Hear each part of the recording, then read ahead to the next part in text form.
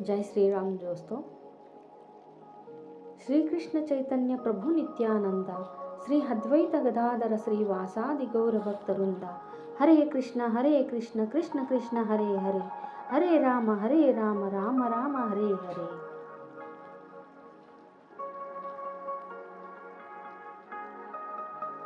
ಮಿತ್ರರೇ, ಇಂದು ನಾನು ಭಗವದ್ಗೀತೆಯಲ್ಲಿ ಸನಾತನಿಯ ಬಗ್ಗೆ ಶ್ರೀಕೃಷ್ಣನು ಏನೆಲ್ಲ ಹೇಳಿದ್ದಾನೆ ಎನ್ನುವುದರ ಬಗ್ಗೆ ನಾನು ನಿಮಗೆ ವಿಸ್ತಾರವಾಗಿ ತಿಳಿಸಿಕೊಡಲು ಪ್ರಯತ್ನಿಸುತ್ತೇನೆ.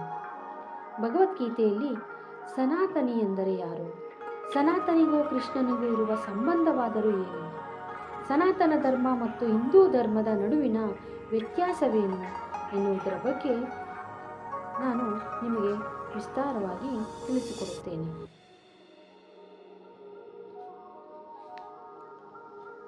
ನಿರಾಕಾರ ಬ್ರಹ್ಮನ್ ಪೂರ್ಣ ಪರಮ ಪುರುಷನಿಗೆ ಅಧೀನ, ಬ್ರಹ್ಮಣೋ ಹಿ ಪ್ರತಿಷ್ಠಾಹಂ ಎಂದು ಗೀತೆಯು ವಿವರಿಸುತ್ತದೆ.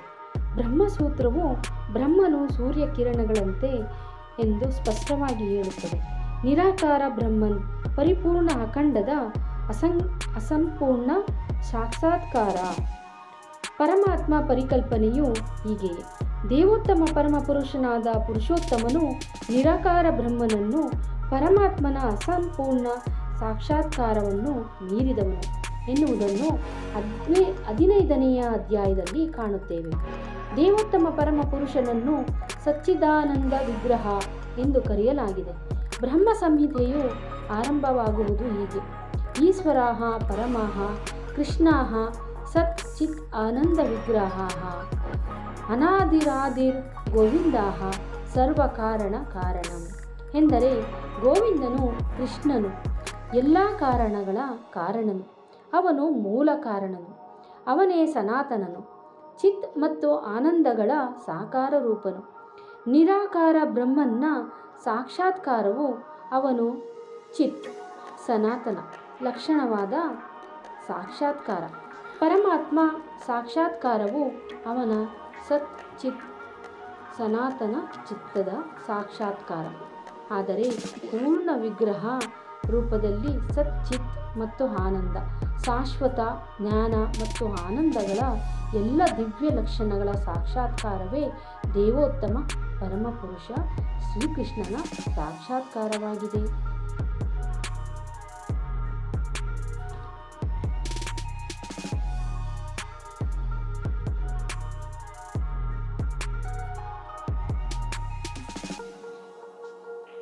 ವೈದಿಕ ತಿಳುವಳಿಕೆಯಲ್ಲಿ ತಪ್ಪಿರಲು ಸಾಧ್ಯವೇ ಇಲ್ಲ. ಹಿಂದೂಗಳು ವೈದಿಕ ತಿಳುವಳಿಕೆಯ ಸಂಪೂರ್ಣವಾದದ್ದು ಮತ್ತು ತಪ್ಪಲು ಸಾಧ್ಯವೇ ಇಲ್ಲದ್ದು ಎಂದು ಸ್ವೀಕರಿಸುತ್ತಾರೆ. ಉದಾಹರಣೆಗೆ, ಸಗಣಿಯು ಒಂದು ಪ್ರಾಣಿಯ ಮಲ, ಅಂದರೆ ಹಸುವಿನ ಮಲ. ಸ್ಮೃತಿ ಅಥವಾ ವೈದಿಕ ವಿಧಿಗಳ ಪ್ರಕಾರ ಯಾವುದಾದರೂ ಪ್ರಾಣಿಯ ಮಲವನ್ನು ಮುಟ್ಟಿದರೆ ಸ್ನಾನ ಮಾಡಿ ಶುದ್ಧ ಮಾಡಿಕೊಳ್ಳಬೇಕು. ಆದರೆ ವೈದಿಕ ಧರ್ಮ ಗ್ರಂಥಗಳಲ್ಲಿ ಹಸುವಿನ ಸಗಣಿಯನ್ನು ಶುದ್ಧಿಗೊಳಿಸುವ ಒಂದು ಸಾಧನ ಎಂದು ಪರಿಗಣಿಸಿದೆ. ಇವುಗಳಲ್ಲಿ ಪರಸ್ಪರ ವಿರೋಧವಿದೆ ಎಂದು ತೋರಬಹುದು, ಆದರೆ ಇದು ವೈದಿಕ ವಿಧಿಯಾದದ್ದರಿಂದ ಹಿಂದೂಗಳು ಇದನ್ನು ಒಪ್ಪುತ್ತಾರೆ. ಇದನ್ನು ಒಪ್ಪುವುದು ತಪ್ಪೆನಿಸುವುದಿಲ್ಲ. ಸಗಣಿಯು ಕ್ರಿಮಿನಾಶಕವೆಂದು ಈಚಿನ ವೈಜ್ಞಾನಿಕ ಸಂಶೋಧನೆಗಳು ದೃಢಪಡಿಸಿವೆ.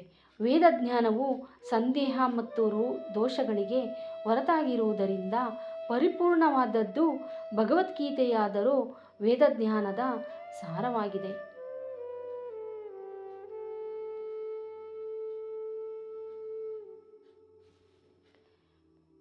ವೈದಿಕ ಜ್ಞಾನವನ್ನು ಇಹಲೋಕದ ದೋಷಯುಕ್ತ ಜೀವಿಗಳು ನೀಡುವುದಿಲ್ಲ. ಪ್ರಥಮವಾಗಿ ಸೃಷ್ಟಿಯಾದ ಜೀವಿ ಬ್ರಹ್ಮ, ಅವನ ಹೃದಯಕ್ಕೆ ಈ ಜ್ಞಾನವನ್ನು ನೀಡಲಾಯಿತು. ತಾನು ಭಗವಂತನಿಂದ ಪಡೆದುಕೊಂಡಂತೆಯೇ ಈ ಜ್ಞಾನವನ್ನು ಬ್ರಹ್ಮನು ತನ್ನ ಪುತ್ರರಿಗೂ ಶಿಷ್ಯರಿಗೂ ಅನುಗ್ರಹಿಸಿದನು. ಭಗವಂತನು ಪೂರ್ಣನು. ಆತನು ಐಹಿಕ ಪ್ರಕೃತಿಯ ನಿಯಮಗಳಿಗೆ ಒಳಗಾಗುವ ಸಾಧ್ಯತೆಯೇ ಇಲ್ಲ. ಆದುದರಿಂದ ಭಗವಂತನೇ ಈ ಜಗತ್ತಿನಲ್ಲಿರುವ ಎಲ್ಲ ವಸ್ತುಗಳ ಒಡೆಯ. ಬ್ರಹ್ಮನನ್ನು ಸೃಷ್ಟಿಸಿದಾತನೇ ಮೂಲ ಸೃಷ್ಟಿಕರ್ತ ಎಂದು ತಿಳಿಯುವಷ್ಟು ಬುದ್ಧಿ ನಮಗಿರಬೇಕು.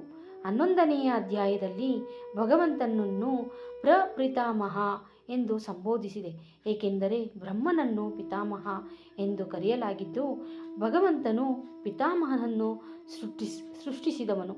ಆದುದರಿಂದ ನಾವು ಶ್ರೀಕೃಷ್ಣನನ್ನು ಅಂದರೆ ವಿಷ್ಣುವನ್ನು ಶ್ರೀಕೃಷ್ಣನನ್ನು ನಾವು ಪ್ರಪಿತಾಮಹ ಎಂದು ಕರೆಯುತ್ತೇವೆ.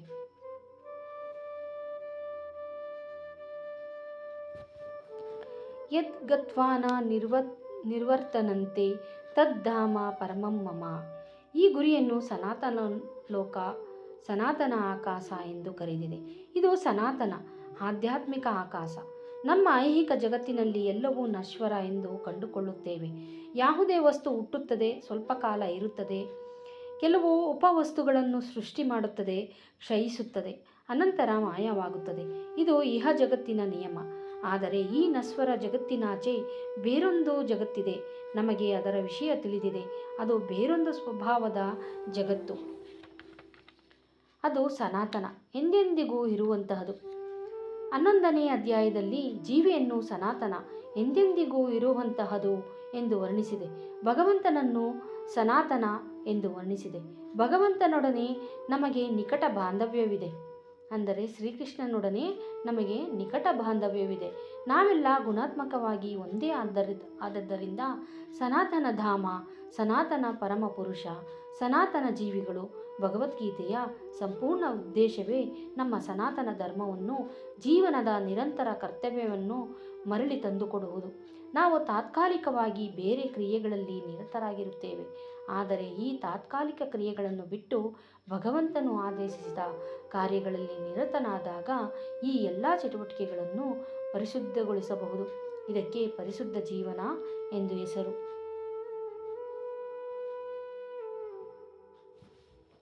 ಭಗವಂತನು, ಅವನ ಅಲೌಕಿಕ ನಿವಾಸವು ಸನಾತನ, ಜೀವಿಗಳು ಸನಾತನ. ಸನಾತನ ನಿವಾಸದಲ್ಲಿ ಭಗವಂತನ ಮತ್ತು ಜೀವಿಗಳ ಸಹವಾಸವೇ ಮಾನವನ ಬದುಕಿನ ಪರಿಪೂರ್ಣತೆ. ಜೀವಿಗಳು ಭಗವಂತನ ಪುತ್ರರಾದ್ದರಿಂದ ಅವನಿಗೆ ಅವರಲ್ಲಿ ಬಹುಕೃಪೆ. ಭಗವದ್ಗೀತೆಯಲ್ಲಿ ಶ್ರೀಕೃಷ್ಣನು ಸರ್ವಯೋನಿಸು ಅಹಂ ಬೀಜಪ್ರದಾಹ ಪಿತಾ, ನಾನೇ ಎಲ್ಲರ ತಂದೆ ಎಂದು ಘೋಷಿಸುತ್ತಾನೆ. ನಿಜ, ತಮ್ಮ ತಮ್ಮ ಕರ್ಮಗಳಿಗೆ ಅನುಗುಣವಾಗಿ 3 ಬಗೆಗಳ ಜೀವಿಗಳಿದ್ದಾರೆ. ಆದರೆ ಇಲ್ಲಿ ಭಗವಂತನು ತಾನೇ ಅವರೆಲ್ಲರ ತಂದೆ ಎಂದು ಹೇಳುತ್ತಾನೆ. ಆದುದರಿಂದ ಭಗವಂತನು ಈ ಪತಿತ ಬದ್ಧ ಆತ್ಮಗಳನ್ನು ಉದ್ಧಾರ ಮಾಡಲು ಅವತಾರ ಮಾಡುತ್ತಾನೆ. ಈ ಸನಾತನ ಜೀವಿಗಳು ಭಗವಂತನೊಡನೆ ನಿರಂತರ ಸಹವಾಸಕ್ಕಾಗಿ ತಮ್ಮ ಸನಾತನ ಸ್ಥಾನಗಳನ್ನು ಪಡೆದುಕೊಳ್ಳಬೇಕು. ಹೀಗೆ ಅವರನ್ನು ಸನಾತನ ಲೋಕಕ್ಕೆ, ಸನಾತನ ಆಕಾಶಕ್ಕೆ ಹಿಂದಕ್ಕೆ ಕರೆದುಕೊಳ್ಳಲು ಭಗವಂತನು ಅವತರಿಸುತ್ತಾನೆ. ಮಿತ್ರರೇ, ತಿಳಿಯಿತಲ್ಲ ಭಗವಂತ ಶ್ರೀಕೃಷ್ಣ ಮತ್ತು ನಮ್ಮ ನಡುವಿನ ಸಂಬಂಧ ಏನು, ಸನಾತನಿಗಳು ಯಾರು ಎಂದು. ನಾನಲ್ಲ, ಶ್ರೀಕೃಷ್ಣನು ಭಗವದ್ಗೀತೆಯಲ್ಲಿ ತುಂಬ ಹಿಂದೆಯೇ ಹೇಳಿದ್ದಾನೆ. ಶ್ರೀಕೃಷ್ಣನು ಸರ್ವಯೋನಿಸು ಅಹಂ ಬೀಜಪ್ರದಾಹ ಪಿತಾ, ನಾನೇ ಎಲ್ಲರ ತಂದೆ ಎಂದು ಘೋಷಿಸುತ್ತಾನೆ. ಅಂದರೆ ಪ್ರಪಂಚದಲ್ಲಿರುವ ಪ್ರತಿಯೊಂದು ಜೀವಿಯ ತಂದೆಯೂ ಕೂಡ ನಾನೇ ಎಂದು ಅವನು ಘೋಷಿಸಿದ್ದಾನೆ. ಆದ್ದರಿಂದ ವಸುಧೈವ ಕುಟುಂಬಕಂ ಎಂದರೆ ಇಡೀ ವಿಶ್ವಕ್ಕೆ ನಾನೇ ತಂದೆ. ಯಾರೇ ಆಗಿರಬಹುದು, ಅಂದರೆ ಜೀವಿಗಳಾಗಿರಬಹುದು, ಪ್ರಾಣಿಗಳೇ ಆಗಿರಬಹುದು, ಎಲ್ಲ ಒಂದು ವಿಶ್ವದ ಒಂದು ತಂದೆ ಯಾರು ಅಂತ ಹೇಳಿದ್ರೆ ಶ್ರೀಕೃಷ್ಣ. ಇನ್ನು ಸನಾತನ ಧರ್ಮಕ್ಕೆ ಬಂದಾಗ, ಸನಾತನ ಧರ್ಮ ಶ್ರೀಕೃಷ್ಣನೇ ಹೇಳಿದಂತೆ ಶ್ರೀಕೃಷ್ಣನೇ ಸನಾತನ. ಶ್ರೀಕೃಷ್ಣನ ಮಕ್ಕಳಾದಂಥ ನಾವು ಸನಾತನಿಗಳು. ಅಂದರೆ ನಾವು ಸನಾತನ ಧರ್ಮವನ್ನು ಸನಾತನ ಧರ್ಮದಲ್ಲಿರುವಂಥ ವೈದಿಕ ವಿಚಾರಧಾರೆಗಳನ್ನು ನಾವು ಅನುಸರಿಸ್ಕೊಂಡು ಬರ್ತಾ ಇದ್ದೀವಿ. ಆದ್ದರಿಂದ ನಮ್ಮ ಭಾರತ ದೇಶದಲ್ಲಿ ಹುಟ್ಟಿರುವಂಥ ಪುಣ್ಯವಂತರು ಅಂತಲೇ ಹೇಳಬೇಕು. ಅವರೆಲ್ಲರೂ ಕೂಡ ಸನಾತನಿಗಳು. ಯಾರು ಹಿಂದೂ ವೈದಿಕ ವಿಚಾರಧಾರೆಗಳನ್ನು ಅನುಸರಿಸ್ಕೊಂಡು ಪಾಲಿಸ್ಕೊಂಡು ಬರ್ತಾ ಇದ್ದೀವೋ ನಾವು ತುಂಬ ಅದನ್ನು ನಂಬ್ತೀವಿ. ನಾವು ಅದನ್ನು ನಂಬೋದ್ರಿಂದ ನಾವೇ ಸನಾತನಿಗಳು. ಹಿಂದೂ ಧರ್ಮ ಮತ್ತು ಸನಾತನ ಧರ್ಮ ಎರಡು ಮೂಲತಃ ಒಂದೇ. ಸನಾತನ ಧರ್ಮ ಆತ್ಮವಾದರೆ ಹಿಂದೂ ಧರ್ಮ ಅದರ ಹೃದಯ. ದೇಹ. ಹಿಂದೂ ಧರ್ಮ ಮತ್ತು ಸನಾತನ ಧರ್ಮ ಎರಡು ಒಂದೇನೇ. ಒಂದು ಆತ್ಮವಾದರೆ ಇನ್ನೊಂದು ದೇಹವಾಗಿರುತ್ತೆ. ಆದ್ದರಿಂದ ಸನಾತನ ಧರ್ಮ ಮತ್ತು ಹಿಂದೂ ಧರ್ಮಕ್ಕೆ ಯಾವುದೇ ರೀತಿಯಾದಂಥ ವ್ಯತ್ಯಾಸವಿಲ್ಲ. ಸನಾತನ ಧರ್ಮದಲ್ಲಿ ಏನೆಲ್ಲ ವಿಚಾರಧಾರೆಗಳಿದೆಯೋ ಆ ಎಲ್ಲ ವಿಚಾರಧಾರೆಗಳು ನಾವು ಹಿಂದೂಗಳು ಪಾಲಿಸ್ಕೊಂಡು ಬರ್ತಾ ಇದ್ದೀವಿ. ಮಧ್ಯದಲ್ಲಿ ಯಾರೋ ಅದನ್ನು ಬಿಟ್ಟು ಹೋಗ್ಬೋದು, ಹಿಂದೂ ಧರ್ಮವನ್ನು ಬಿಟ್ಟು ಬೇರೆ ಧರ್ಮಕ್ಕೆ ಅವರು ಹೋಗ್ಬೋದು. ಆದರೆ ನಾವು ಹಿಂದೂಗಳು ಸನಾತನಿಗಳು. ನಮ್ಮ ಒಂದು ಧರ್ಮಕ್ಕೆ ಯಾವುದೇ ರೀತಿಯಾದಂಥ ಇಂಥ ದಿನವೇ ಅದು ಪ್ರಾರಂಭವಾಯಿತು, ಇಂಥ ದಿನ ಅದು ಹುಟ್ಟಿತು ಅನ್ನುವಂಥ ಒಂದು ಇತಿಹಾಸ ಇಲ್ಲ. ಅದು ಭಗವಂತನೊಡನೆ ಹುಟ್ಟಿದೆ.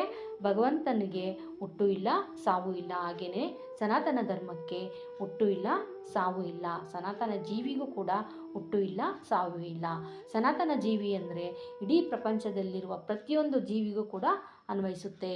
ಆ ಜೀವಿ ತನ್ನ ಒಂದು ಸನಾತನ ಧರ್ಮವನ್ನು ನೆನಪಿಸಿಕೊಂಡು ಸನಾತನ ತಂದೆಯೊಡನೆ ಸಂಪರ್ಕವನ್ನು ಏರ್ಪಡಿಸ್ಕೊಳ್ಳೋದಕ್ಕೆ ಪ್ರತಿಯೊಂದು ಜೀವಿಗೂ ಕೂಡ ಹಕ್ಕಿದೆ ಅನ್ನೋದನ್ನ ನಮ್ಮ ಶ್ರೀಕೃಷ್ಣ ಭಗವದ್ಗೀತೆಯಲ್ಲಿ ಘೋಷಿಸಿದ್ದಾನೆ.